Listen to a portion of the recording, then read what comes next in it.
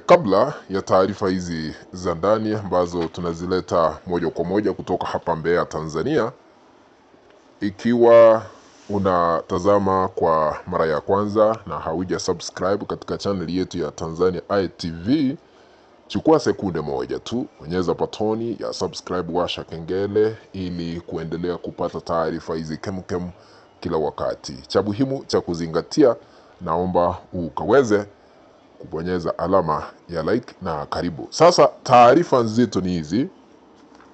Rais wa Tanzania Samia Suluhu Hassan ameamua kusalimu amri na kuweka magoti chini mbele ya rais wa Marekani Donald Trump kuisamehea Tanzania na kuiondolea vikwazo.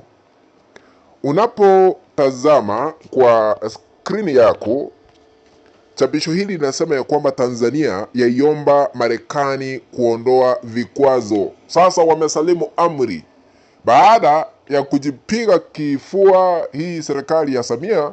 Sasa wamesalimu amri, wameanza kuomba msamaha Marekani kuondolea taifa hili letu la Tanzania vikwazo. Sasa kulingana na taarifa ambazo zimetufikia katika meza yetu ya habari, zinadai hivi: serikali ya Tanzania imeiomba Marekani kuondoa vikwazo vya visa kwa Watanzania wanaosafiri kwenda nchini humo Marekani, pamoja na vikwazo vingine vya kiuchumi na kiusafiri vilivyowekwa dhidi ya Tanzania ili kuimarisha uhusiano wa kidiplomasia na wananchi wa nchi hizo mbili. Ombi hilo limewasilishwa wakati wa mazungumzo baina ya waziri wa mambo ya nje na ushirikiano wa Afrika Mashariki Balozi Daktari Mohamud Thabit Kombo na waziri wa ulinzi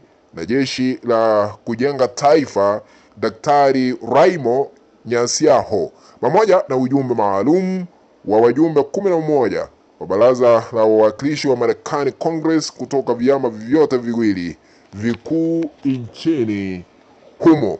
Kikao hicho cha ngazi ya juu kilichofanyika katika ofisi za zamani za makao makuu ya jeshi la wananchi wa Tanzania Ngome Upanga jijini Dar es Salaam, kiliongozwa na mwenyekiti wa kamati ndogo ya huduma za kijeshi, ulinzi na usalama wa baraza la wawakilishi la Marekani Ronnie Jackson. Sasa hatimaye, pamoja na kuwasilisha mpenzi mtazamaji ombi hilo la kuondoa vikwazo, pande hizo mbili zilijadili maeneo ya kipau mbele ikiwemo fursa za biashara, uwekezaji, ulinzi na usalama, pamoja na amani katika ukanda wa Afrika Mashariki na Kati. Ujumbe wa Marekani ulipongeza sana Tanzania kwa mchango wake katika kuhudumisha amani na usalama wa kikanda, ikiwemo juhudi za kupambana na ugaidi na ushiriki katika operesheni za kulinda amani barani Afrika. Aidha, mpenzi mtazamaji, pande hizo mbili zilikubaliana kuendelea kuimarisha ushirikiano wa kimkakati katika maeneo yenye maslahi ya pamoja, na pia kukubali kupitia tena maombi yote ya vikwazo yaliyowasilishwa rasmi na Tanzania na kukubaliana kukutana tena katika vikao vijavyo vitakavyofuata kwa lengo la ufuatiliaji kati ya nchi hizi mbili. Unajua, baada ya mauaji kushuhudiwa hapa Tanzania yaliyosababishwa na rais wa sasa aliyejiapisha na kujichagua Samia Suluhu Hassan, watu wengi waliweza kupoteza maisha na wakaaga dunia. Serikali ya Marekani ikaweka vikwazo dhidi ya Tanzania kwa kusema ya kwamba hatutaki kuona Watanzania katika taifa la Marekani. Mafwele ambaye anadaiwa kuongoza kikosi cha utekaji nyara akawekewa vikwazo na Watanzania wote kwa ujumla. Hakuna yeyote, hata mimi siwezi toka hapa Mbeya niende Marekani. Sasa serikali ya Marekani ikasema haiwezi kutoa misaada hapa kwetu Tanzania, misaada ambayo ilikuwa inatoa usaidizi mkubwa katika serikali ya Tanzania.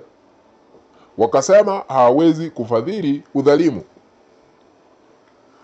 Kisha baadaye Samia akaanza kujipiga kifua. Disemba nakumbuka tarehe 9, wakati alikuwa na mkutano na wazee Dar es Salaam, akaanza kusema who are you, who are you, mnatuambia tufanye hiki tufanye kile ndio muweze kutusaidia, who are you. Baada ya yeye kutoa matamshi hayo, mbona sasa naomba msamaha? Amefikishwa kwa kona, amefikishwa mwisho. Sasa wameanza kuweka magoti chini kupembeleza serikali ya Marekani iweze kuondoa vikwazo. Sisi wa Tanzania tukubaliwe kuenda huko, tukubaliwe kupata misaada ambayo ilikuwa inatoa ufadhili mkubwa baada ya kupitia changamoto za hapa na pale. Kilicho na mwanzo hakikosi kuwa na mwisho wake. Alijiapisha, lakini sasa amegeukiwa na sasa amesalimu amri. Hatujui kama rais wa Marekani Donald Trump anaanza kukubalia msamaha ambao umeombwa na serikali ya Samia Suluhu Hassan.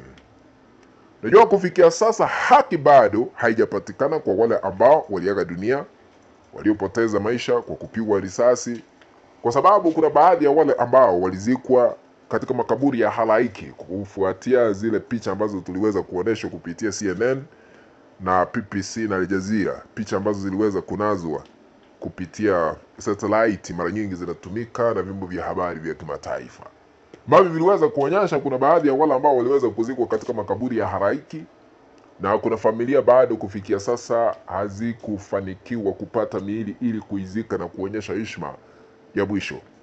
Kwa hivyo haki bado haijapatikana hapa Tanzania. Haki bado haijapatikana kwa wale ambao wanadai haki ya kikatiba. Katiba haijabitishwa. Haki bado haijapatikana tume mpya ya uchaguzi kuteuliwa. Haki haijapatikana bado ya uchaguzi mkubwa kufanyika hapa Tanzania ili tupate viongozi ambao wanachaguliwa. Haki bado haijapatikana kwa viongozi wa mrengo wa upinzani akina Tundu Lissu kuachiliwa kutoka Ukonga, ila tu anaendelea kupitia mateso na changamoto za hapa na pale. Sasa hayo yote yakishughulikiwa, huenda Marekani inaweza kutoa ufadhili na kuondoa vikwazo, lakini Marekani inapoamua kuweka vikwazo sio rahisi kuondoa vikwazo, kwa sababu Marekani is a super power country. Sio rahisi kuondoa vikwazo. Kulingana na wewe, je, unaunga mkono serikali ya Tanzania kuomba msamaha serikali ya Marekani, ndio au la? Niandikia hapa chini ikiwa unaunga mkono uamuzi wa Samia Suluhu Hassan kuomba msamaha taifa la Marekani ambalo linaongozwa na Rais Donald Trump. Kufikia hapo ndipo nahitimisha uchanganuzi huu wa kisiasa. Tukutane baadaye katika kanda ambayo nitaitengeneza, na kwaheri kwa sasa. Lakini kama hauja subscribe na uwashe kengele.